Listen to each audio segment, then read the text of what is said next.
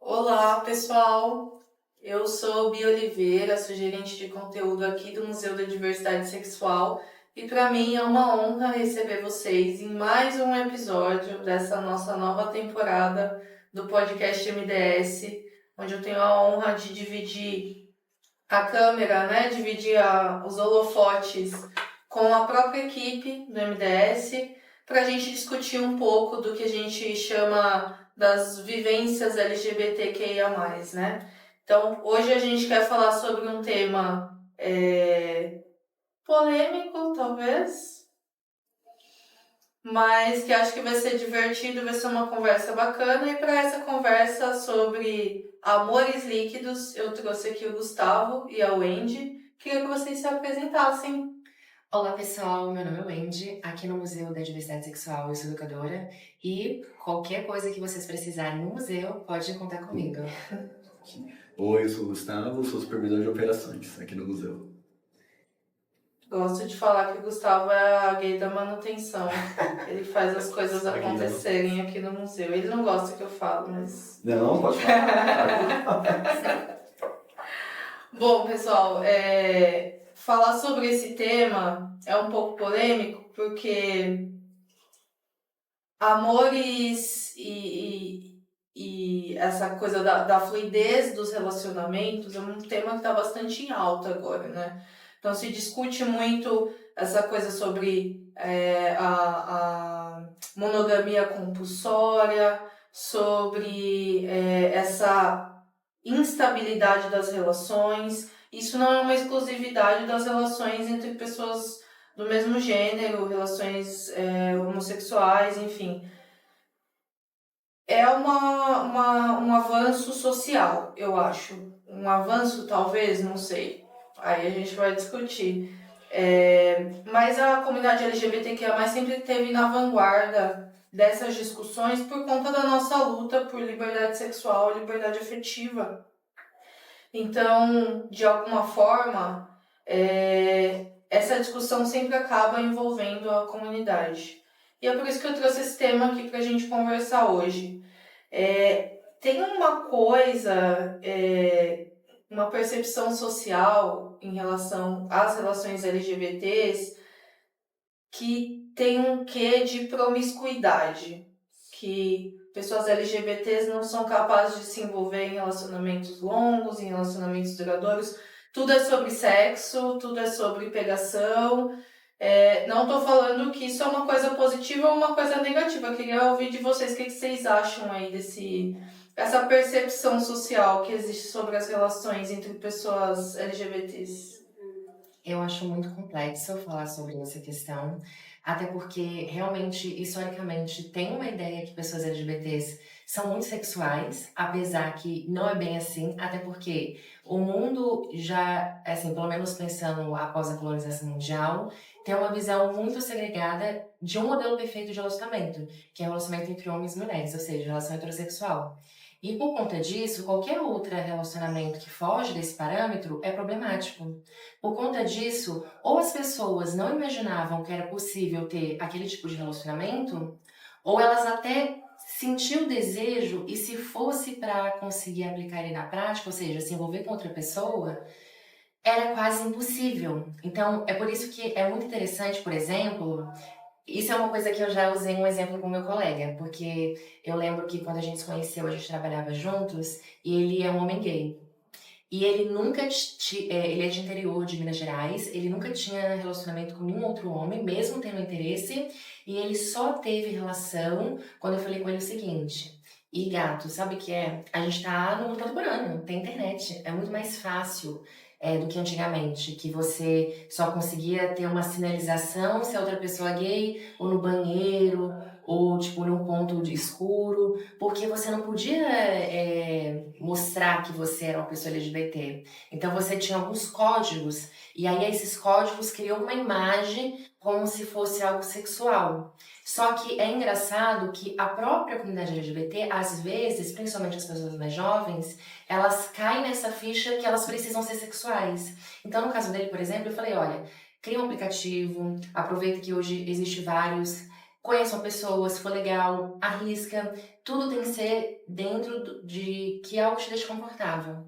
E aí acabou que ele entrou num vício de querer se relacionar com muitos caras. E tá tudo bem também. Eu acho que isso não é problemático. O ruim é você achar que você não tem a possibilidade de ter um relacionamento, por exemplo, monogâmico. Porque a monogamia, ela não é um crime também. Calma lá. As pessoas... Hoje em dia é quase. As pessoas não precisam problematizar a monogamia como se fosse algo, tipo, trágico, venenoso. Mas é interessante compreendermos que a ideia da monogamia, ela é completamente, não só excludente, mas totalmente cristã. Porque é a partir do cristianismo que vai colocar que a relação ela só é perfeita a partir do momento quando é um cônjuge entre homem e mulher. Então, se você é uma pessoa LGBT, por exemplo, 2 mulheres lésbicas ou 2 homens gays, você já vai se sentir meio excluído, porque é como se não é possível ter uma relação de verdade se não for matrimonial entre homem e mulher. Então, por isso que é muito legal a gente, por exemplo, eu já ouvi falas de pessoas gays, por exemplo, de dizer: eu não casaria porque o casamento é uma coisa hétera. Tipo, como se a gente não pudesse alcançar nem essa fé. Não quer dizer que o cristianismo, por muitos tempos, ou qualquer outra religião que vai desse berço monoteísta, ceifou as nossas vidas, que na prática a gente não pode conectar com essa religiosidade. Então é muito legal a gente compreender que toda essa construção da sexualização dos nossos corpos é histórica. Até porque, por exemplo, se a gente for sinalizar, por exemplo, a epidemia da HIV, ele justamente quis colocar que as pessoas responsáveis eram gays, e no caso aqui no Brasil as travestis, por causa que se era algo relacionado a sexo, logicamente são LGBTs. Aí no caso ali naquele momento pessoas gays e travestis, porque são eles que ficam transando compulsivamente. Só que o engraçado é que não é. Assim, talvez alguns homens, sem classificar gay ou não, pode ser sim pessoas que estão mais ativas sexualmente. Mas isso não quer dizer que são homens gays. Eu acho que é muito ruim, principalmente pessoas mais conservadoras, querer atrelar a comunidade LGBT como se fossem pessoas promíscuas, como se estivesse, sei lá, no nosso DNA. Eles são selvagens, até por isso que eles agem dessa maneira. E eu acho que essa questão de falar que o sexo gay é promíscuo é porque tem aquela desculpa, né, de que o sexo entre homem e mulher é pra procriação, é pra gerar um filho. Então não é um sexo só pelo prazer. Tem um outro viés aí que entra na questão de religião, na questão de conservadorismo e tudo mais. E 2 pessoas do mesmo sexo que praticam um ato sexual que não vai gerar uma outra vida, pra que eles estão fazendo? É só pelo prazer. E o prazer sempre foi dito como uma coisa de pecado, como uma coisa errada, né? Isso É errado muito ter interessante. prazer. Isso é muito legal. Então, E unindo o que você falou agora com o que a Wendy falou, de que essa coisa da relação, de um relacionamento entre pessoas do mesmo sexo foi negado pra gente durante muitos anos.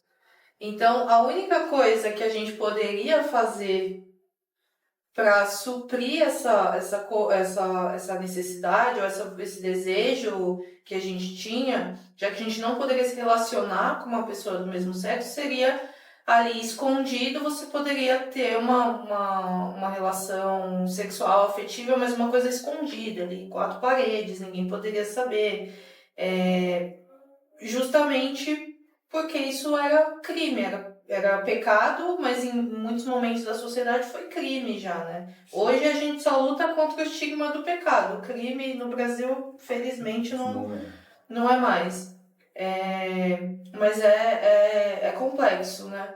tinha isso, né? Como você não podia manifestar ali aquela sua relação de outras formas, como construindo uma casa, tendo planos, podendo fazer algum outro desenvolvimento da relação além do afeto, do corpo ali, de estar um junto no outro, quando você se encontrava com a pessoa ali que você gostava, escondido, que já era uma coisa errada, né? Ser escondido é porque não é certo, né? Você está fazendo escondido é porque não é aprovado. Sim. Naquele momento que sobrava para fazer era ter a relação mesmo, era ter o toque, era ter o afeto, e também pelo distanciamento das pessoas. Imagino que quando estava, né, junto num lugar que se sentia seguro e reservado, a vontade ali de estar perto, de estar junto, resumia aquele tempo que as pessoas tinham junto de ter uma relação. Sim. Então, quando era, sei lá, pego, era descoberto alguma coisa, associavam já as duas pessoas juntas. Que às vezes só queria não estar junto, às vezes só queria estar dividindo ali um momento de passeio, uma conversa. Resumia a isso, né? Eles estavam praticando alguma coisa, fazendo uma coisa Errada, né? uma coisa errada. Coisa errada. Sim. Então tem esse ponto. E eu acho que é interessante a gente pensar também que, enfim, como a Wendy estava falando, a promiscuidade, né, essa palavra, a promiscuidade, ela tem um cunho muito cristão, né? Você penalizar o prazer, você penalizar o fato de uma pessoa se relacionar com muitas outras pessoas é uma forma de domínio também dessa pessoa. Então, se você tira a culpa dessa pessoa por se relacionar com várias pessoas, ou enfim, por não se sentir bem num relacionamento monogâmico, enfim, se você tira essa culpa cristã, só fica o prazer. Ah, com certeza. Até porque, por exemplo, uma coisa que é interessante a gente sinalizar é que, por exemplo, se a gente for rastrear a nossa história, a nossa sociedade brasileira, com os povos originários, né, as comunidades indígenas, eles tinham essa liberdade sexual. Então, eles não tinham, vamos dizer, um tabu de falar, não pode fazer aquilo e não pode fazer coisinha. Porque não tinha essa referência, por exemplo, até de o que é homem ou mulher. Se não tem essas nomenclaturas, não era preocupante para eles o que é errado ou o que não é, porque não existia essa referência. Foi a partir dessa colonização europeia, cristã, que aí a gente começou, primeiro, a culpar o prazer, porque se estamos nos relacionando, a única ideia necessária é apenas a procriação. Então, nessa perspectiva europeia, para cristianismo, é que precisa apenas ser um homem ou uma mulher. E a mulher, ela não pode sentir prazer. Ela só veio para conceber. Então, a gestação ela é necessária. E é interessante que muitas das vezes a gente reproduz alguns estereótipos, estigmas que é implementado dentro desse modelo de relacionamento, dentro das nossas próprias relações LGBTs. Então, é muito engraçado, por exemplo, eu não vou falar que é problemático, mas às vezes é até um pouco triste, quando tem, por exemplo, alguns homens gays que vão falar, olha, eu sou só um homem ativo. Não, eu sou passivo, eu sou red pass. Ou, sei lá, eu sou uma sapatilha, sou sapatona. E aí, colocar como se isso fosse uma característica fisiológica de ela só pode fazer essa prática sexual. Eu só posso assumir essa posição dominadora. Não, eu preciso ser submissa.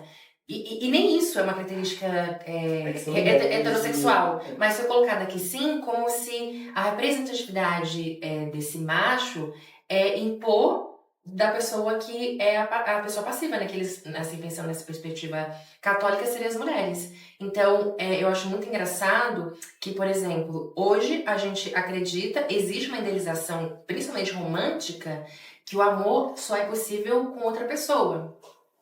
Sim. Como se não é possível a gente se relacionar, desenvolver um relacionamento mais de uma pessoa. Porque às vezes eu amo você, e estou tendo relação sexual com você agora, mas eu posso virar pra B e querer também se relacionar sexualmente com ela, mas ainda vai ter um amor com você. Ou até uma coisa mais divertida ainda. Eu amo vocês dois, e isso não muda nada. Só que a gente precisa ter o afeto apenas para dois, e ainda... E olha como é maquiavélico. Eu preciso construir narrativas, filmes, tudo construindo uma ideia que a sua felicidade, ela só vai ser construída com outra pessoa. E muitas das vezes, se formos pensando numa perspectiva heterossexual, é um homem que vai trazer isso pra você. E você precisa estar preparada para isso.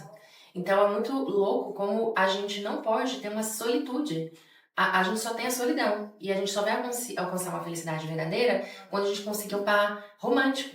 Só que esse par romântico, ele não é, tipo, apenas uma outra pessoa. Às vezes esse romance pode até com você mesmo. Porque você entender que você pode estar satisfeito com ter um prazer, um alto prazer, né, vamos dizer assim, você se sentir satisfeito sexualmente com você mesmo, já é uma coisa, é um avanço muito legal. Já é um avanço muito legal, porque se você sabe o que você gosta, pra você se relacionar com outras pessoas, isso vai desmistificar muitos problemas. Porque é isso, parece que a comunidade LGBT, ela é assim, facinho de transar, mas na verdade existe tantas inseguranças sobre o próprio corpo que às vezes se torna até problemático. Pode até ter, por exemplo, homens gays que transam possivelmente, mas eu acho que prazer é difícil. Eu acho que criou-se uma ideia que aquilo. Isso é sexo.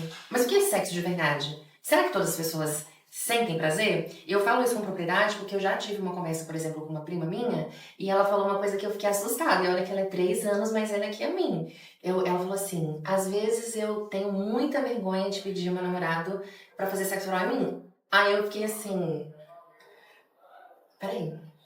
Que loucura! Como isso acontece? Isso deveria ser uma coisa em não só ela de compreender que é um prazer pro próprio corpo dela, mas que é uma coisa que deveria ser uma cumplicidade. Não é um prazer só de uma pessoa só. E a maioria das pessoas acha que é assim. Então é muito legal que não só pessoas LGBTs, mas até pessoas héteras vivem essa condição. E essa condição está justamente atrelada a uma religiosidade que por muitas gerações falou que você sentir prazer é sujo, é imundo. Você não pode sentir prazer, porque o sexo, ele é apenas para procriação. Então, por isso que é muito problemático a gente querer se conectar com prazer, porque principalmente as pessoas que estão atreladas a essa fé, vai achar que ela querer sentir prazer é algo ruim. Então, a gente tem um problema muito grande de compreender os nossos próprios desejos. O sexo, acho que ele sempre vem com muita segurança para seja quem for, né, quando vai começar a vida na adolescência, quando vai começar as primeiras experiências, sempre tem essa segurança, só que as pessoas LGBTs carregam toda a segurança que os héteros carregam, mais toda uma pressão social de que aquilo que você está fazendo é errado, de que você deveria fazer, né, de uma outra maneira, que vem aí todo um ensinamento de que o sexo é para procriação, então por que você está fazendo isso, que é errado, e aí já coloca o estigma da doença em cima, como se todas as doenças sexuais fossem só apenas, principalmente na comunidade LGBT, como se pessoas héteros não tivessem, né, não fossem corpos humanos que também estão ali suscetíveis a isso. Sim. Então a comunidade, né, a gente carrega outros pesos ali em relação a sexo, do que só as pessoas héteros. Mas lógico que a insegurança vem para todo mundo, como eu disse. Eu, enfim, acho que depois que passa, então, se a gente for categorizar, né, a gente falou sobre o sexo, e aí um outro aspecto da relação seria essa coisa de construir uma vida, né, então, a pessoa com quem eu escolho, sei lá, me relacionar de forma mais séria, então eu vou ter uma ou mais pessoas, né? Enfim, com quem eu vou casar, ou eu quero ter filho, ou alguém com quem eu vou viajar ao mundo. Aquela coisa da cumplicidade, né? Então, da relação. E eu, enfim, sou uma mulher lésbica, monogâmica, casada. Isso pra mim sempre foi uma coisa que veio, um desejo que veio comigo. E eu entendo toda coisa compulsória que vem disso, né? Então, assim, o desejo de casar, de ser mãe, de ter minha casa e de dividir a vida com uma pessoa. Como é que vocês se enxergam nesse cenário? Eu sou um homem gay, monogâmico, casado. Talvez esse pensamento venha também numa tradição de copiar ali um comportamento social de que era imposto para todo mundo.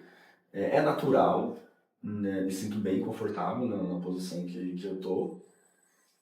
Mas vem essas discussões, provavelmente aqui, né? A gente sempre está conversando em equipe, falando sobre isso, que tem, né, diversos tipos de relações aqui dentro da equipe. E vem com esse pensamento, né? É natural pra mim, mas por que isso é natural? Eu me sinto confortável nisso, mas por que eu me sinto confortável? Será porque foi imposto e eu tô tão programado pra entender que é dessa maneira que funciona? Ou é porque realmente... É o que eu quero, eu quero porque eu quero, né? É porque eu quero mesmo. Tem essa discussão, essa conversa que a gente enxerga aqui. Mas, né, pra mim tudo é válido, tudo tá funcionando, eu decido ali como que que eu vou agir Sim. e funcionar, então em conformidade em casa, com meu marido, tudo certinho, e entre amigos... Beijo, Félix. Beijo, Félix. E entre amigos e pessoas que eu conheço, que exploram outras formas de se relacionar, eu enxergo que é válido, sabe, acontecer e ver que a pessoa tá bem, que a pessoa tá confortável, que isso tá legal para ela e para quem, né, para as pessoas que estão juntos. Porém, também vejo que é algo que está sendo discutido hoje, que está começando a se abrir socialmente para as pessoas assumirem essas relações, mas que ainda vem com diversos ajustes aí, que lógico que vai individual de cada casal, trisal, seja como for a formação, que não é tão natural da gente pensar como se fosse uma relação monogâmica, que meio que já tem, né, uma forma de funcionar, uma fórmula ali que deveria dar certo, nem sempre dá, mas que deveria dar certo, e que para essas relações novas ainda estão se criando essas regrinhas.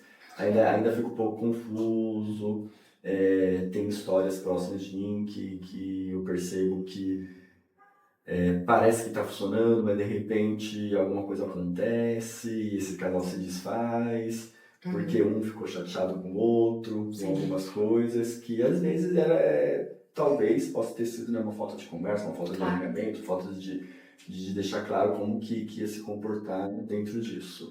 Então, para mim toda relação é válida, todo mundo tendo essa relação estando de acordo, mas eu entendo que a relação mais tradicional monogâmica meio que já está padronizada com umas regrinhas que, né, faz com que naturalmente aconteça de uma maneira mais certa, seja para continuar, seja para terminar. Né? Tem as regras de que está tudo bem, tem as regras de que deu errado, vamos parar com isso. E as novas relações... Tá tudo em construção. Tá tudo em ainda, construção, né? tá um pouquinho ali confuso para quando você fala, eu tenho um relacionamento aberto. Mas o seu relacionamento aberto é o mesmo do seu parceiro? O que você enxerga desse relacionamento é o mesmo que seu parceiro, parceira está enxergando? Então eu acho que vale isso. E eu percebo que acho que a comunidade sendo, né, a gente sempre sendo vanguarda ali, né, brigando pelos direitos e fazendo as transformações sociais de uma maneira mais ativa, é mais comum de você enxergar essas relações. E aí, né, quem não vive, né, dentro do mundo ali aberto a novos experimentos, já associa que a comunidade é mais aberta para esse tipo de relação, porque a comunidade é mais promíscua, porque, né, LGBT sempre está ligado a sexo, nem da questão sexual como temática sexual mesmo, mas uma questão sexual pornográfica, né? Sempre levando para essa questão só do sexo por prazer e não do experimento e do sentido, do viver e do seguir em frente. Eu vejo assim. Nossa, muitas questões para discutir, mas eu vou começar com uma delas, já que todo mundo se nomeou.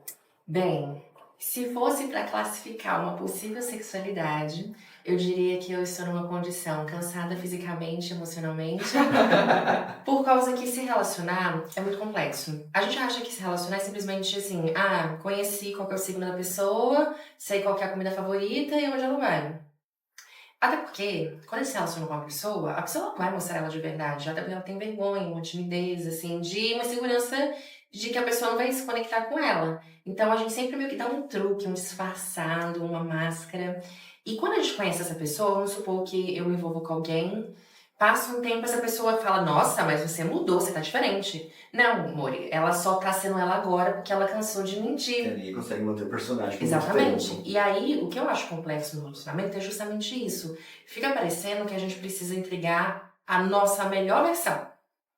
E às vezes a gente até entrega. Só que a gente também tem problemas. E a gente só vai mostrar isso só quando a gente tá namorando. Normalmente, a maioria dos relacionamentos são assim. Você só vai querer mostrar suas fragilidades quando você tem a garantia que a pessoa agora ela é sua propriedade, e aí vocês podem criar uma briga de relações de interesses, porque se a pessoa ela não convida você nesse momento, ela não te ama de verdade. Então aí acaba que todo o amor acaba virando quase uma briga de interesses. sabe? E aí acaba que quando eu falo que a colonização ela é meio culpada disso, é justamente a gente compreender que há muito tempo atrás, as relações não era assim, ah, eu amei você. Não, o meu pai me vendeu em troca de boi, sei lá, não tem assim.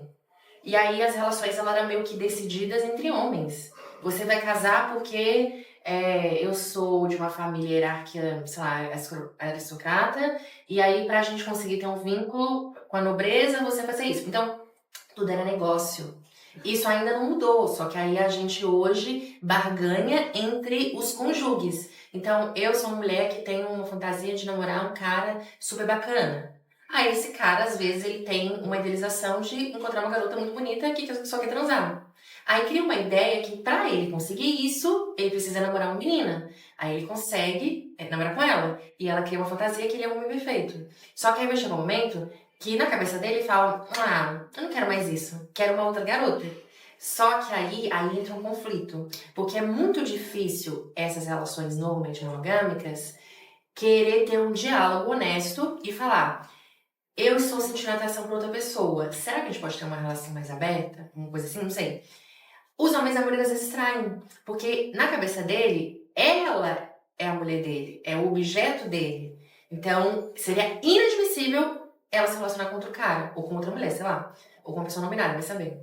Mas ele tem ele precisa ter essa liberdade como se tá na biologia do homem. Isso é uma coisa que eu já ouvi muito, sabe? Tem até aqui no Museu da Diversidade Sexual, a gente tem um documento de um policial civil chamado Guido Fonseca, que ele fala sobre a prostituição brasileira. E aí, quando ele fala sobre prostituição, ele fala uma coisa que eu fico chocada. Ele diz assim, a prostituição é um mal necessário para a manutenção do casamento.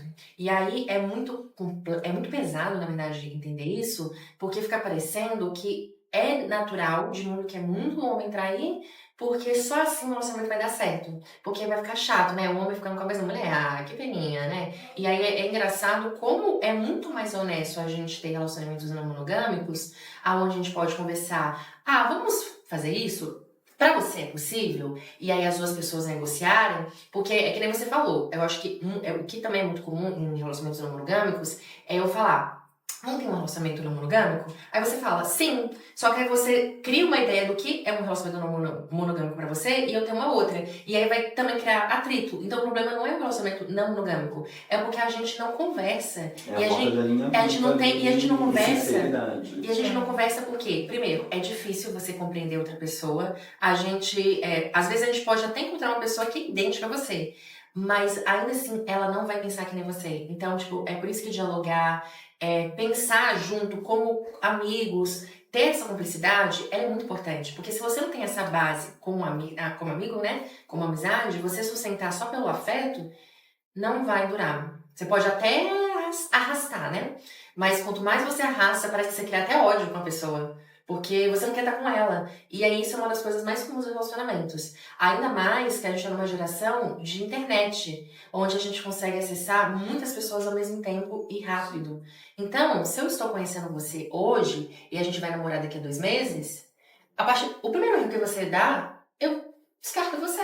Porque vai ter outro. E a gente tá num momento de amores líquidos, de eu me apaixono rápido demais. Tipo, nossa, você é incrível. A gente nasceu um pro outro. A gente nasceu, assim, eu acho que tá nas estrelas. Tá nas cartas do tarô, a gente tá junto. Aí passa um dia, a pessoa te bloqueia e não quer falar mais com você. Por quê? É como se... Aí já vai muitos motivos diferentes, aí vai de pessoa pra pessoa. Ou a pessoa, ela fica com medo também da perda, porque como hoje em dia as coisas são muito rápidas, o nível de rejeição também tá crescendo. Então, às vezes, você nem tem a chance de conversar com alguém, porque a pessoa ela já desanima já 1 minuto depois.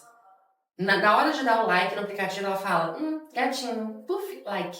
Aí ela vai reabrir e fala, ah, mas eu dei mais 5 likes com outros caras mais legais. Vou dar um gelinho, até ele cansar, porque eu também não vou bloquear porque eu vou parecer babaca. Olha que loucura, olha a falta de responsabilidade afetiva que hoje a gente acabou seguindo com esse avanço da acessibilidade de comunicação. Hoje tudo é muito efêmero, né? Hoje tudo é muito rápido, todo mundo quer, sabe, tudo pra ontem, né? A gente vê em delivery, em entrega, né? Antes pra você fazer uma compra, você tinha que pegar, sair de casa, ir até a loja, nem sempre encontrar o que você queria, ir até em outra loja, tá? Uma busca. Hoje você compra pela internet e você entrega pro dia seguinte, né? Pagando ali um frete a mais. Sim. Só que isso Às vai vezes se... no mesmo dia. Às vezes no mesmo dia, com dependendo do certeza. horário. Sim, sim. Só que isso vai crescendo e vai, né, meio que se ramificando para outros pontos. E então foi se ramificando para isso, né? Para o lado afetivo das pessoas. Eu acho que em tudo, inclusive, não só na relação de amorosa, que uma pessoa pode ter com a outra, como em questão de amizades, entre outros tipos de relações. Então as pessoas querem tudo para ontem, tudo muito rápido, não se preocupam em manter, em compreender, em ter diálogo, ter conversa, como você estava falando do casal, né, de conseguir ser sincero com o outro, porque assim, não deu certo aqui, eu vou só passar pro próximo. Passo para a próxima amizade, passo para a próxima pessoa que eu estou interessado, né, em questão de relação, de tudo mais. Então, hoje em dia, essa questão do digital, eu acho que principalmente, né, novas gerações que já estão nascendo conectadas, então já, sabe, os bebezinhos já sabem fazer assim no smartphone. Tem isso ainda mais forte, porque na realidade deles funciona dessa maneira. As pessoas é um código binário que está ali na tela e você vai entender quem ela é pelo que ela está escrevendo, pelo perfil. E eu acho que muitas vezes quando as pessoas se encontram frente a frente, deve dar até um baque, né? De pensar quem é você, é um desconhecido. Sim. Sabe uma coisa que você me lembrou? Que eu acho que cai muito no que nós está falando? No aplicativo, em alguns, não são todos, é muito comum, não sei se vocês vão lembrar disso, ter na bio da pessoa assim, silêncio é resposta. Nossa, isso é tão problemático porque a gente, hoje em dia, está normalizando ghosting. Simplesmente eu não tô mais afim, sumi, ou não respondo. E é tão mais fácil, eu acho que é tão mais sincero eu falar, olha, você é um gatinho, mas não teve uma afinidade entre a gente. E eu acho que talvez é mais difícil a gente criar uma conexão com amigos por causa da expectativa de criar alguma coisa. Sim. E aí, eu acho que isso... Às vezes a pessoa pode ficar afetada com essas palavras, sim. Mas depois ela vai seguir em frente porque você foi honesto. Agora, quando você ignora, a pessoa vai se culpar porque ela vai falar eu não sou atraente, eu não sou legal. E aí, ela... A próxima tentativa que ela vai tentar, ela já vai colocar isso e aí... Já vai com todas as ela vai inseguranças. ficar, as inseguranças vai ficar replicando, porque quanto mais ela ser rejeitada, mais ela vai aumentar a ideia de que a culpa é dela. Por isso os relacionamentos hoje em dia é difícil. Por causa que, primeiro, as pessoas elas não têm paciência de compreender umas às outras. E outra, é muito complicado lidar com emoções de outras pessoas. A gente sempre fica reclamando sobre as nossas emoções. Agora, quando a primeira pessoa que aparece pra gente pedindo socorro, a gente fica meio, não tô afim não. Já fica uma dúvida. Hoje em dia os relacionamentos são difíceis ou eles estão mais expostos e por isso que a gente vê a dificuldade deles? Porque hoje rola tudo na rede social, rola tudo ali no celular. Então um fica vendo ali a vida do outro, fica vendo tudo que está acontecendo, mas será que também não tinha dificuldade nos relacionamentos antigamente? Ou hoje é muito exigente para conseguir, as pessoas exigem muito? Eu acho que vem um pouco dessa coisa da liberdade, né? Então hoje eu tenho a liberdade de me divorciar. Se um relacionamento meu não tá dando certo, eu viro as costas e ninguém vai me julgar por causa disso. No máximo minha mãe vai ficar bem chateada porque ela ama a Renata. Mas a gente tem a possibilidade de ir embora se a gente não tá gostando de alguma coisa. E antigamente, acho que com certeza tinham vários problemas, acho que outros problemas, acho que os problemas vão se atualizando conforme a vida vai se atualizando também. Mas antigamente as pessoas eram meio que obrigadas a continuar casadas, né? Então, será que... Então, assim, se você olha um relacionamento super longo, tipo, tá casado há 50 anos. Aí você vai ver, tipo, o casal nem se fala direito. Tem 30 anos que eles deviam ter se separado. E eles continuam juntos porque se divorciar é errado. E aí acho que hoje a gente consegue ter essa liberdade maior de falar, bom, eu estou num relacionamento por amor. Eu estou casada por amor. Porque, enfim, acho que amor é uma das coisas que sustenta um relacionamento, não a única, né? Então, assim, eu gosto dessa pessoa, eu respeito essa pessoa, admiro essa pessoa e tudo isso é recíproco. Então, eu me mantenho num relacionamento com a pessoa. A partir do momento que isso não tá fazendo mais sentido, eu tenho essa opção de, pô, não quero mais. E isso é simples de se resolver até judicialmente. Tipo, você vai lá, assina um papel, pronto, vocês não são casados mais.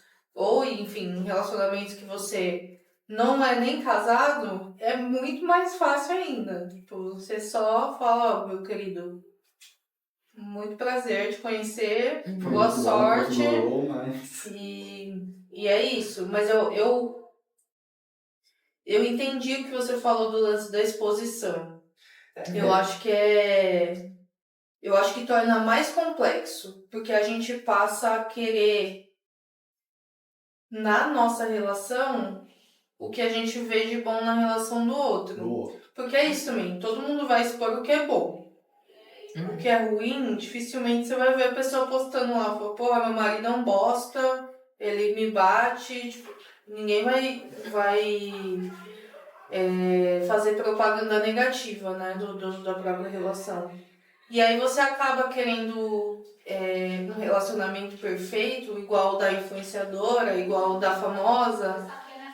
E isso não vai acontecer, porque o relacionamento dela também não é perfeito, né? Mas a gente acaba projetando isso pra gente, de alguma forma. É, com É que certeza. se discute hoje, né, a nomenclatura ali, amores líquidos, né, como se fosse algo que você não consegue pegar, algo que é passageiro, né, que passa. Mas será que os relacionamentos antigos também não eram amores líquidos? E eles duravam ali, sei lá, uns 50 anos, durou por 10, durou por 5, por 30.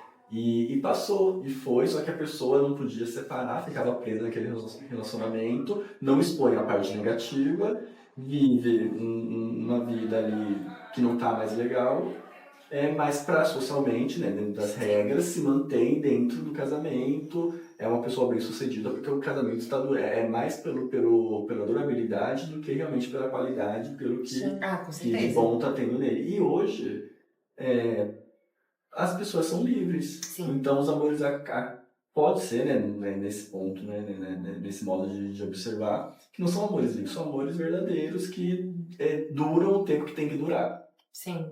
Tem uma coisa que é interessante a gente pensar, eu acho que até a cantora Linda Quebrada, uma vez ela já mencionou isso, não sei se foi num filme, uma gravação, uma entrevista, que hoje, pela primeira vez, a gente está conseguindo realmente, de fato, construir um relacionamento.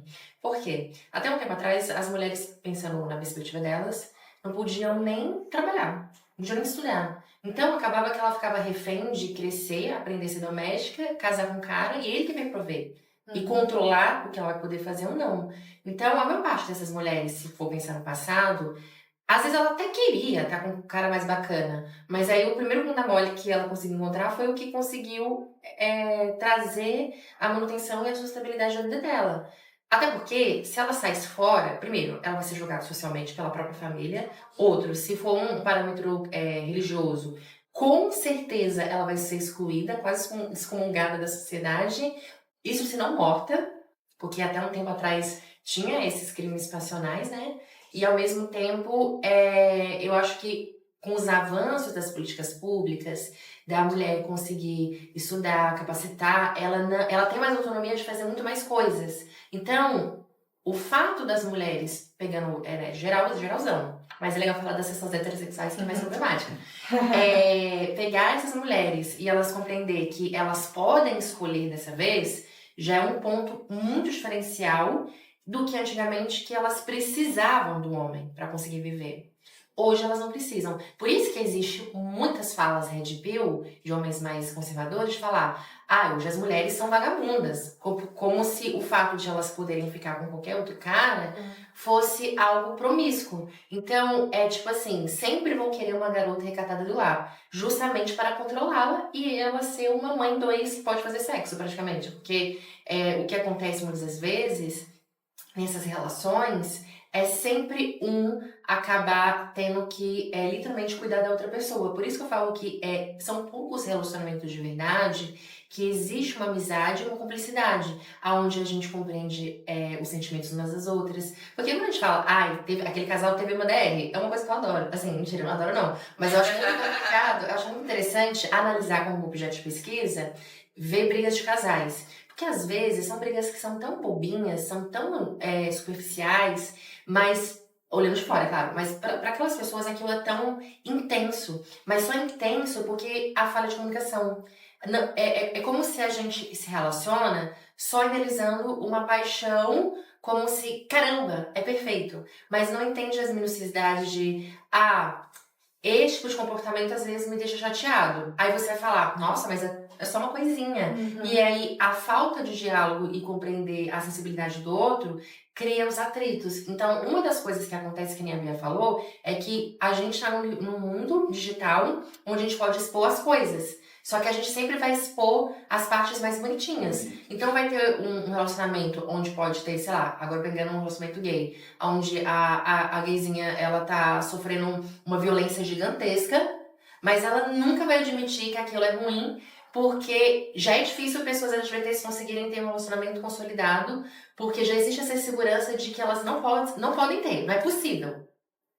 E aí, quando tem que manter para provar para a sociedade, até para a própria comunidade, ou até mesmo para si mesmo, que é possível conseguir relacionar. Aí tem um relacionamento de merda, é uma bosta, e aí você nem se permite conseguir também ter uma liberdade de conseguir se relacionar com outras pessoas. Ou pior, tem muita gente que tem medo de ficar sozinha. Eu acho que isso é a parte mais triste. Às vezes, pessoas trans, principalmente, são as que mais toleram carniça. Aparece a primeira pessoa lixosa, se a pessoa minimamente deu afeto, ela vai querer abraçar. Por quê? Historicamente, são pessoas que sempre foram sexualizadas, e é uma coisa que eu acho muito assustadora, porque, pensando em aplicativos agora, se você fala que você é uma pessoa trans, é como se a pessoa lesse assim, quer sexo. Porque é como se fossem corpos apenas utilizados para relações sexuais. Porque, de uma certa forma, já existe uma conduta social que é isso. E aí, mesmo a gente mostrando que são corpos que são abertos e que, sim, pode ter uma afinidade amorosa e construir laços mais afetivos duradouros, parte da sociedade não vai legitimizar isso. E é por isso que cria uma rivalidade entre mulheres cis e trans, porque, aquela trans é como meu marido, porque todo mundo sabe que todas as trans são sexuais. E aí cria uma questão como se o problema não é o homem, é aquela mulher trans. Ou o problema não é o homem, é aquela outra mulher. E aí fica criando um atrito uns com os outros. Então é muito legal a gente compreender que se muitas vezes o nosso relacionamento dá errado, a culpa é completamente nossa, não é da outra pessoa. Porque a gente deixa de levar muitos problemas que existem dentro do nosso próprio relacionamento. E a gente permite isso acontecer. Agora, a partir do momento que você fala, putz, eu vou terminar o relacionamento, vou sofrer pra caralho. Às vezes, talvez eu vou ficar até 2 anos sem relacionar com alguém. Mas é o caminho mais saudável. Sim, é o caminho mais saudável. As pessoas, elas não se permitem estarem bem consigo mesmas, porque o processo é muito doloroso. Então, eu acho que o maior desafio de um relacionamento é compreender que em algum momento ele vai acabar. Às vezes de uma forma completamente amistosa e às vezes completamente problemática. É um risco, como qualquer outro relacionamento. E é por isso que, independente se é um relacionamento hetero ou LGBT, sempre vai ter essa complexibilidade. Eu acho que com a comunidade LGBT é muito mais difícil, porque não existem referências possíveis de que isso pode dar certo. Se a gente for pegar relacionamentos antigos, por exemplo, referências da mídia, todo relacionamento não, é uma coisa muito assustadora. Todo relacionamento lésbico acaba com uma morte. Às vezes até das duas. Pra mostrar que aquele relacionamento não é possível. E se for um relacionamento... Deus castiga. Deus castigou. E se for um relacionamento homossexual, é completamente impossível, porque eles sempre vão estar tendo relações sexuais com vários homens o tempo inteiro. Então, já cria uma projeção, uma referência que isso não existe. Ainda bem que hoje estamos mudando um pouquinho o nosso mercado audiovisual e literário para mostrar que sim, é possível de ter um relacionamento padrão com qualquer outro. Não é nada uma fantasia sigilosa, tipo, eu conheci um cara, mas ele é casado e ele vai largar a esposa para ficar comigo. Tipo, uma coisa assim, sabe? Pode acontecer, mas parece que é a única forma possível de ter uma pessoa LGBT ter um relacionamento. A partir do sigilo, do oculto, uma coisa secreta. Porque a visibilidade é algo que desconforta a maioria das pessoas. E eu acho que isso é um ponto que a gente, ainda bem, está desmistificando a sociedade. Então, hoje, a gente vê muitas pessoas LGBTs na TV, a gente nem problematiza tanto. Porque se tornou algo tão comum no nosso imaginário que a gente não vai criticar tanto. Mas eu acho que uma coisa que é super legal a gente reavaliar é como a gente traz uma sustentabilidade orgânica para as nossas relações. Porque conversar é algo difícil e demanda tempo. Será que somos pacientes? Acho que isso fica uma questão. E aproveitando isso que você falou, existe. Quando eu fui casar, né? Quando eu anunciei meu casamento, eu ouvi de uma pessoa próxima a mim, né? Tipo, você vai casar, tipo, de vestido e tudo? Eu vou casar. Ele, nossa, que heteronormativo. E aí eu fiquei com isso na minha cabeça, enfim. Na hora eu só, enfim, chamei ele de cuzão, alguma coisa assim, e ignorei. Mas fiquei com isso na minha cabeça, pensando, tipo, casar é heteronormativo? O casamento não foi feito. As pessoas LGBTs não foram feitas para o casamento, ou o casamento não foi feito para pessoas LGBTs? O que vocês acham em relação a isso? Ah, com certeza. Porque é o que a gente tem falado na nossa conversa. A ideia do casamento, o matrimônio, ele é divino. E essa força divina, ela só permite relacionamento entre homens e mulheres. Quando alguém, por exemplo, por que a gente tem essa grande dificuldade de afirmar a possibilidade de relacionamentos LGBTs? Que a gente sempre fica com essa dificuldade, tipo, é possível ter casamentos homoafetivos? Como se, lá, já estão querendo roubar o nosso patrimônio heterossexual, sabe? Como se casamento sempre foi algo de pessoas héteros. E, na verdade, isso é só uma formalidade, quase uma cerimônia de conseguir falar, nossa, a gente está construindo algo junto. E é interessante que em outras culturas existe essa ideia de casamento. Talvez não como o casamento católico. Aí isso que eu acho muito interessante. Que tipo de casamento a gente gostaria de ter? Se a gente se basear sempre no relacionamento padronizado, dessa figura de terno e essa outra figura de com vestido branco, talvez para algumas pessoas elas não vão conseguir se chegar nele. Outras, sim. Mas por que não fazer um casamento completamente pagão, vamos dizer assim? Existe? É diferente? Sim. Todas as pessoas vão conseguir conectar com isso? Não necessariamente. Mas é muito interessante compreender que tipo de casamentos nós estamos falando, porque é muito legal a gente compreender que realmente, pensando na questão do relacionamento católico, vai ter muitas pessoas contras, porque na cabeça dela isso é uma herança heterossexual. Sim.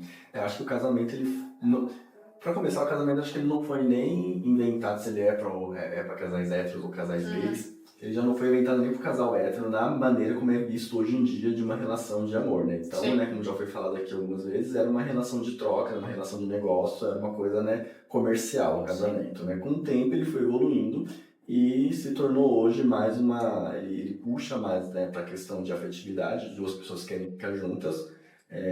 Antes, né, colocada no casamento sendo, né, heterossexual, um homem e uma mulher. Então, da mesma maneira que ele se transformou de algo comercial para algo afetivo, então, acho que hoje sim o casamento, né, hoje e sempre deveria de ser, o casamento é para duas pessoas que querem estar juntas, né, 2, 3, né, que tipo de casamento vai ter, né, como você colocou, existem vários casamentos. Então, o casamento, ele é eu acho que todos os modos, né, de comportamento, eles estão em constante transformação. Então, para mim, o casamento, sim, é para pessoas homossexuais que estejam ali com vontade de fazer aquilo, seja no casamento, e aí vem os vários tipos de casamento que a gente está falando. Primeiro, no casamento, a questão, né, legal de ter direitos, né? Então, eu quero ser a pessoa que vai estar ali junto com o meu marido, com a minha esposa, seja quem for que estiver comigo. E num caso de ter que estar acompanhando no hospital em alguma situação, eu quero ter o direito, né? Eu quero ter o papel ali de estar podendo acompanhar. num caso de... É triste, né, falar, chegar nesse ponto, mas num caso de perca da pessoa, né, não tá mais aqui, é o que a gente construiu junto. Eu entendo que esse patrimônio é meu, eu entendo que eu tava junto, que eu colaborei. Eu não posso simplesmente perder aquilo que a gente construiu junto pra um ente da família que nem aprovava o nosso relacionamento, que nem visitava a gente, que nem tinha, Sim. né, interesse em estar perto da gente, mas ali naquele momento que ele viu, né, o interesse financeiro que ele poderia tirar uma vantagem, aí vem e quer reivindicar a questão de parentesco, de família. Então, primeiro por isso, por direito. Segundo, se o casal se sente tão bem que nesse ponto ele quer ter esse momento de ritual, de celebrar ali, né, aquela decisão dos dois de estarem juntos, de falar, não, hoje queremos aqui celebrar todo mundo vendo, com todas as pessoas que a gente gosta junto e declarar ali o nosso amor, a nossa cumplicidade. Porque tem uma questão ritualística ali também, e a gente, né, o humano é feito, né, de rituais, né? A gente está chegando aí próximo no final do ano, então vai ter aqueles rituais de ano novo, a gente gosta de aniversários, que nada mais é do que um ritual de uma volta no sol ali. Então sim, para mim o casamento é feito para quem quer casar, independente se for um casal hétero, um casal gay, um trisal, mais que um trisal. Então se for possível fazer uma cerimônia e a pessoa se sente bem e ela quer passar por aquilo. É porque no fim é uma celebração sua, né? Enfim, do casal, ou enfim, das pessoas que estão ali para celebrar esse momento com a sua família, com seus amigos e celebrar esse amor, essa relação, esse relacionamento. Tem um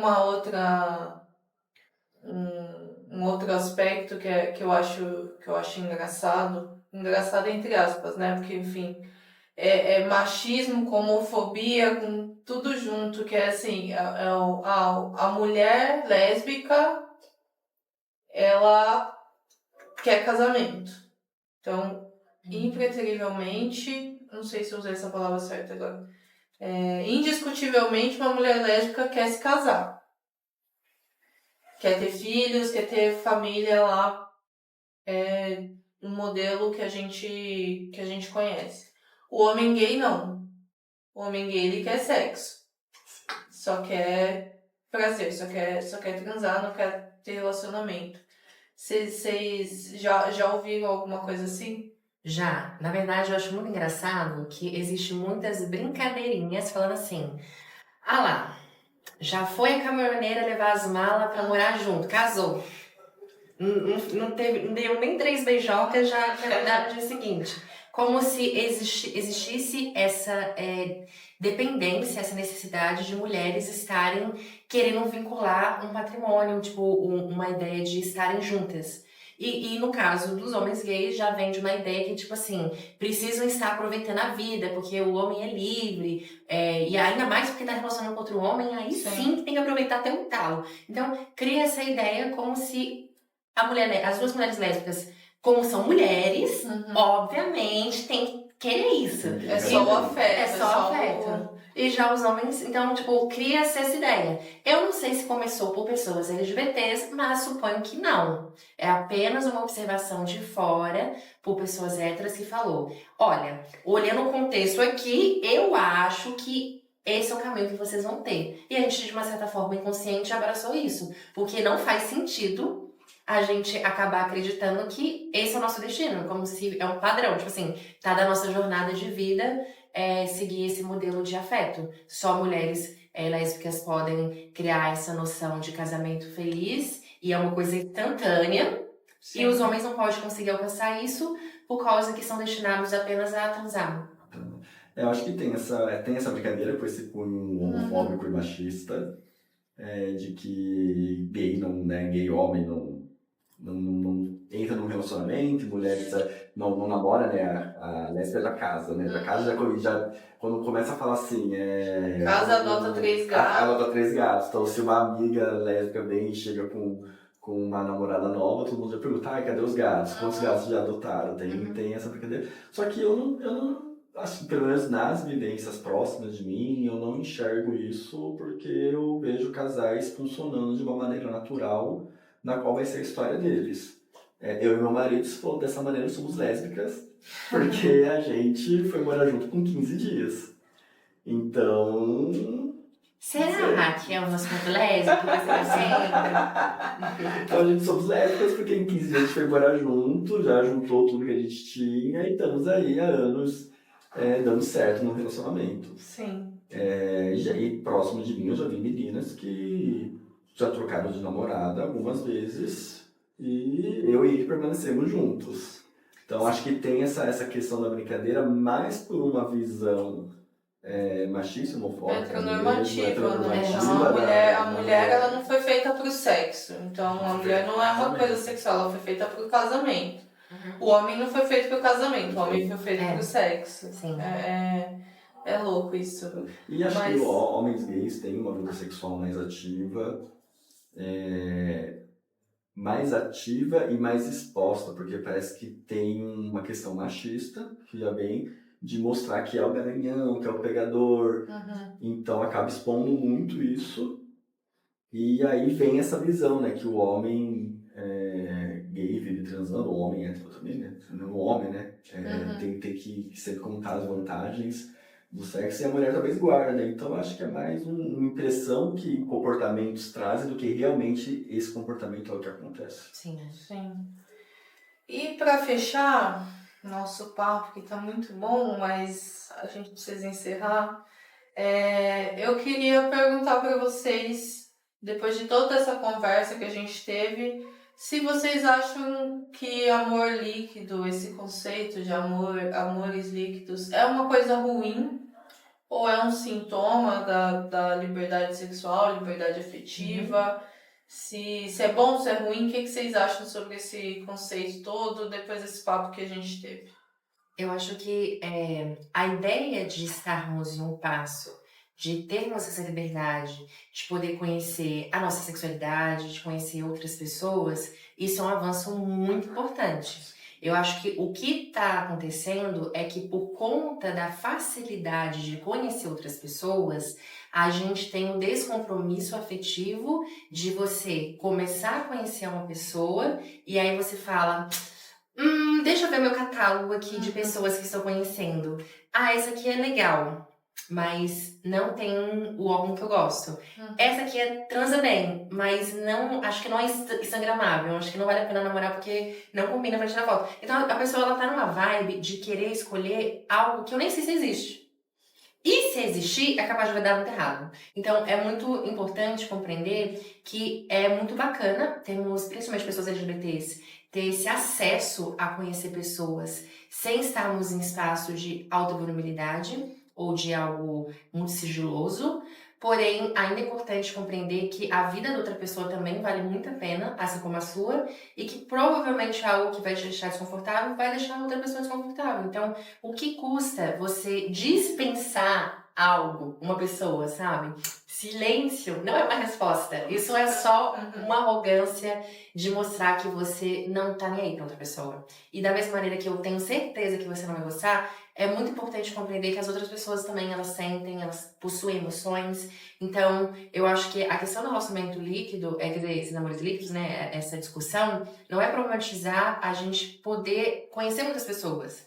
Mas se você entende que você tá numa vibe de querer só conhecer e manter algo mais casual, vamos dizer assim, tá tudo bem, acho que é até mais gostoso. Mas o problema é que se você percebe que alguém cria uma expectativa em cima de você, eu acho que para dispensar a pessoa, até para ela conhecer outra pessoa, que também pode até querer a mesma coisa, é só conversar. Eu acho que o diálogo é uma das coisas que a gente tá tendo mais dificuldade. Porque como tudo é áudio de 10 segundos, texto de uma linha, as pessoas elas não têm essa paciência. É só uma reação, né? É só uma figurinha. Um emoji, você fala mais, um joinha. Um joinha. Então acaba que a gente perdeu essa conexão humana, né? Que a gente diz que é esse calor de a gente conseguir compreender uns aos outros. Então, no passado, que a gente tinha essa necessidade de mandar cartas, ou mandar e-mail, sei lá, vai saber o tempo que nós estamos comentando, de realmente ter aquele tempo de investir, de semear aquele relacionamento,